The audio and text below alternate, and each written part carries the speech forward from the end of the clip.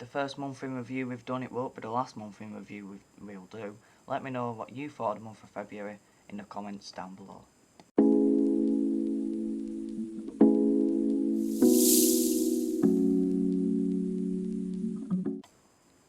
So the month in review, it was February. The first game of February was against Leyton Orient. It was 1-1 draw at their place, and we played pretty crap like we were at the end of Adam's reign at the club, but we went into that game 11th in the league and on 36 points.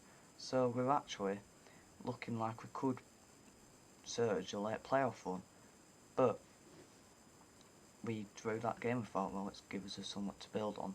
But now we know that Leyton Orient have ended February with the worst form in the league. So yeah, so that started off quite poorly, and they've also sacked their manager in the month, Kenny Jackett. Same we went to Harrogate, we lost 2-0. It was a pretty dire performance really from the team, and it gave us nothing to cheer to send home about when we went back to Bradford.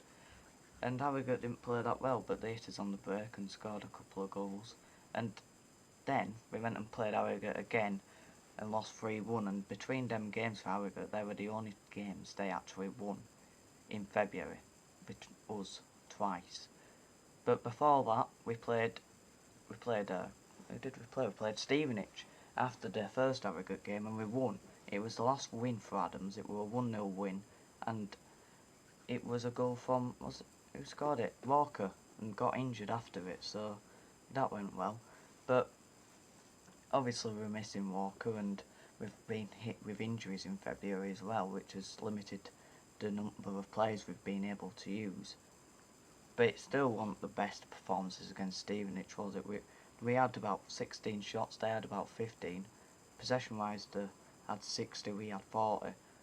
But really, they had better chances, and Bass saved us. I think he's had 2 really good games, and they were both away on a Tuesday night. So he struggled with inconsistency like a number of players have this season. But we're focusing on the month, and he's been one of those inconsistent ones, unfortunately. But then we went to Harrogate. No, we didn't. We went to Exeter on the Saturday, and that was Adam's last game, and it was a 1-0 defeat, where it sparked a lot of frustration for the fans, and Adams didn't help himself after a game by saying, if City get another manager, they won't be as good as me. Well, we've got Mark Hughes, who was never managed underneath the Premier League before, but dropped to us, so make of that what you will. But Adams said that, and then it sparked frustration in the fan base, and it was inevitable that he would be sacked after then. He's now at Morecambe, and he got a draw, and we lost, but they'll go down and we'll stay in the table in League 2. But moving on from that, we played Harrogate again, which I've been through. We lost 3-1. It was a better performance, but still result were there. And we played Oldham after Adams got sacked and we lost. So if he did survive one more game, he probably would have gone, and the Oldham curse would have still been here. But we lost to Oldham, who were unbeaten in 6 when they came against us. And then Mark Hughes' first game was against Mansfield, and we lost 2-0. It wasn't a bad performance, but again it was the result that matters, and that were the 4 defeats in a row. So when you look at the results wise, we were the second worst team in the league for results, I'm pretty sure. And we only won 1 game in February and drew 1. So we came away with 5 points, which puts us on 40 points at the end of February, and 15th in the League 2. So if anyone thought we could still get playoffs going into February, we can't, and we won't. So it's all on next season now, and we just need to build momentum after this month of 7 games we've had in this month, and came away 5 points. Terrible. But on the underperformers then, there's been quite a lot, haven't there? But I think Andy Cook's probably the main one you look at. Didn't score this month. Goalless in 7, scored against Crawley, but that was before this month. He's had a poor month. Work rate wise, he's gone up for a few headers, won a few, but accuracy, they've been going nowhere, his headers. He missed a chance on Saturday where it went over the bar. Didn't head it down, went over, and the fan base, mainly behind the copper, clapping. But then Theo Robinson had a similar chance. He headed it over, didn't head it down, and it went over, and then the fans were, getting on Robinson's back. So I think that's a problem where Andy Cook's not getting as much stick from many of the fan base, and I think I'm one of them who's getting deceived by his 10 goals in the league this season, where he's putting some effort in, but into a good run. But March and Easy have got some really tough games coming up, and you just hope that these players who are inconsistent can get a run going. Alfonso also had a poor month, but is it because he's potentially out of position? When I think of Nathan Alfonso, I think he's a striker, and when you look at his Wikipedia page, he's a striker. But we can't see training. Maybe he's showing some in training that he's better on the wing.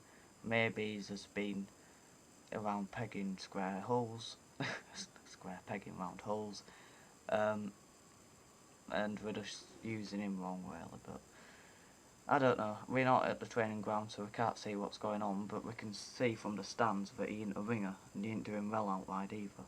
It's like Curtis Guthrie when he got shifted out to the wing, and we just made him look worse when he walked front.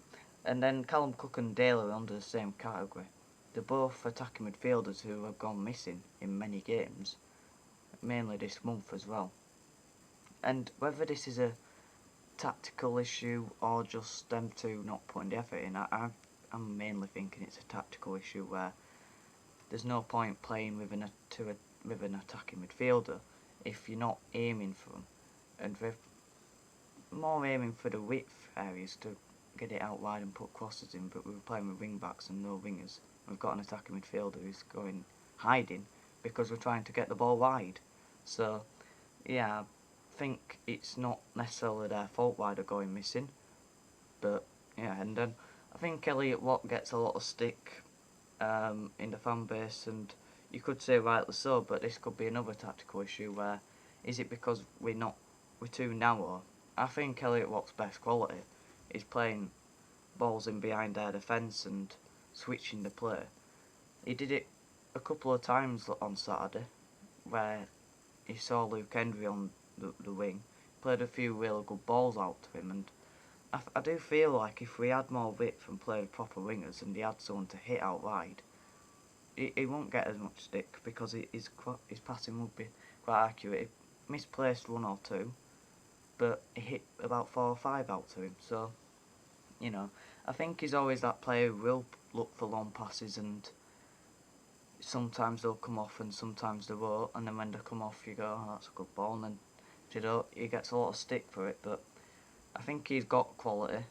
This month maybe it's gone missing, but I think it could be another tactical issue where we do probably need to get proper wingers out wide, and maybe you'll see a different Elliot Watt. If you don't, then he ain't good enough, is he?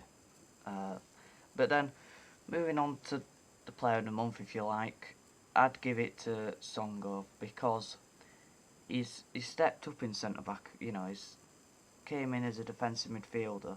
He's been the makeshift centre back for Canavan when he wasn't available or when we didn't want to play him. And then Canavan goes and Songo gets brought in, and I think he'll slowly become better than he is now. I think so far he's been average, pushing good, but you can see something there with Songo. He puts his body on the line, he makes blocks, and it was a tough player of the month because there haven't been many good players. I think if you want to give some honourable mentions, if you can, I think Luke Hendry's had a good month out on that right back position. He's been up and down that right flank, and we've needed him for crosses, even though they haven't been up to scratch really. His crossing, but at least his defending's been good, and he puts effort in, and he chases down every ball. He intercepted a ball that were going to go up the pitch on Saturday, and it nearly led to a goal where Theo Robinson nearly got it, but he was offside. Little things where he seems more up for it than Falkeld, and you see a big difference in the right backs. And then Paddy O'Connor's probably got to get a mention. He got a red card against Oldham, but it got overturned. I do feel like Paddy's a bit hot-headed at times, but he's got quality. He's really good in a tackle. He's got the aerial ability. He hasn't got the pace, but you don't really see him getting done for pace because he uses his physicality really well. And if it were true that Sheffield Wednesday are looking at him, they probably will because his contract's running up. And I'd love to see him stay, but I can't see him staying because why would someone of his quality want to stay in mid-table League 2 when he could potentially move up to League 1 and become a starter? But, you know, I think he's had a good month even though he had that potential red card. He still stood out from the crowd. Anyway, let me know what you thought of the results, what you thought of the underperformers, and who you thought were Player of the Month. It's a hard task to choose who's going to be given Player of the Month. Maybe you give it to Ryan Sparks for getting Mark Hughes in, but you know, we'll have to see what comes of March. It can't be any worse than February, can it? Have a good one.